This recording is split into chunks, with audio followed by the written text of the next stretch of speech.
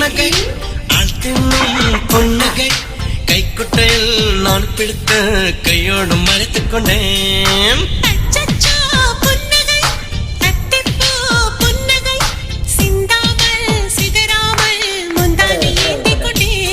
உன் புன்னகை எனும் சாவியால் உன் புன்னகை எனும் சாவியால் என் காதல் திறந்து கொண்டேன்.